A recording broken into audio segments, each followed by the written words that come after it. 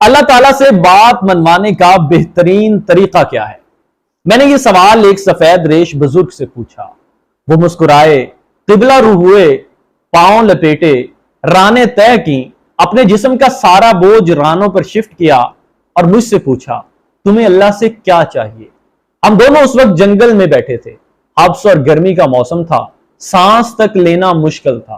میں نے اوپر دیکھا، اوپر درختوں کے پتے تھے اور پتوں سے پرے گرم پگھلتا ہوا سورج تھا۔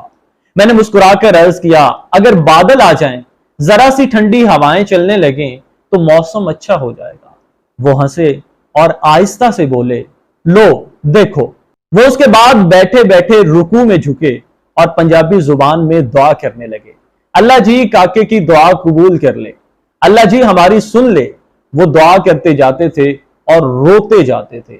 پہلے ان کی پلکیں گیلی ہوئیں، پھر ان کے منہ سے سسکیوں کی آوازیں آئیں اور پھر ان کی آنکھیں چھم چھم برسنے لگیں۔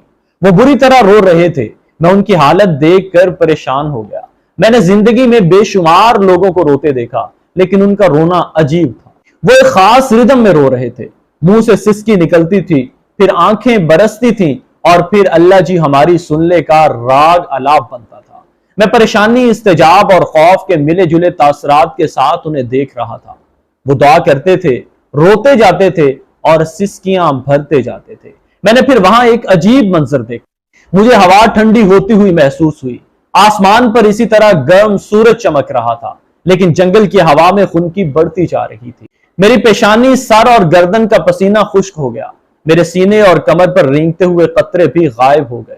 میں ٹھنڈی ہوا کو محسوس کر رہا تھا اور حیران ہو رہا تھا۔ میرے دیکھتے ہی دیکھتے پتوں نے تالیاں بجانا شروع کر دی، شاخیں ایک دوسرے کے ساتھ الجھنے لگیں، پودے ہوا کی موسیقی پر ناچنے لگے، اور پھر بادل کا ایک ٹکڑا کہیں سے آیا اور سورج اور ہمارے سر کے درمیان تن کر ٹھہر گیا۔ وہ رکے، دعا کے لیے ہاتھ اٹھائے اور شکر ادا کرنے لگے۔ وہ دیر تک اللہ جی آپ کا بہت شکر، اللہ جی آپ کی بہت مہربانی ہے کہتے رہے۔ وہ دعا سے فارغ ہوئے اور ذرا سا اوپر اٹھے، ٹانگیں سیدھی کی اور منہ میری طرف کر کے بیٹھ گئے۔ ان کی سفید داڑھی آنسوؤں سے تر تھی۔ انہوں نے کندھے سے رومال اتارا، داڑھی خشک کی اور پھر بولے، دیکھ لو اللہ نے اپنے دونوں بندوں کی بات مان لی۔ میں نے ان کا ہاتھ پکڑا، چوما اور پھر عرض کیا، بابا جی لیکن اللہ سے بات منوانے کا فارمولا کیا ہے؟ اللہ کب، کیسے اور کیا کیا مانتا ہے؟ وہ مسکرائے، شہادت کی دونوں انگلیاں آنکھوں پر رکھیں اور پھر بولے، یہ دو آنکھیں فارمولا ہیں۔ میں خاموشی سے ان کی طرف دیکھتا رہا۔ وہ بولے، میں نے یہ فارمولا اپنی ماں سے سیکھا۔ میں بچپن میں جب بھی اپنی ماں سے کوئی بات منوانا چاہتا تھا تو میں رونے لگتا تھا۔ ماں سے میرا رونا برداشت نہیں ہوتا تھا۔ وہ تڑپ اٹھتی تھی، وہ مجھے گود میں بھی اٹھا لیتی تھی، مجھے چومتی بھی تھی، میری آنکھیں بھی صاف کرتی تھی اور میری خواہش، میری ضرورت بھی پوری کرتی تھی۔ میں ماں کی اس کمزوری کا جی بھر کر فائدہ اٹھاتا تھا۔ میں رو رو کر اس سے اپنی پسند کے کھانے بھی بنواتا تھا، اس سے نئے کپڑے اور نئے جوتے بھی لیتا تھا اور کھیلنے کے لیے گھر سے باہر بھی جاتا تھا۔ وہ رکے اور آہستہ سے بولے، میں نے جب مولوی صاحب سے قرآن مجید پڑھنا شروع کیا تو مولوی صاحب نے ایک دن فرمایا، اللہ تعالیٰ انسان سے 70 ماؤں سے بھی زیادہ پیار کرتا ہے۔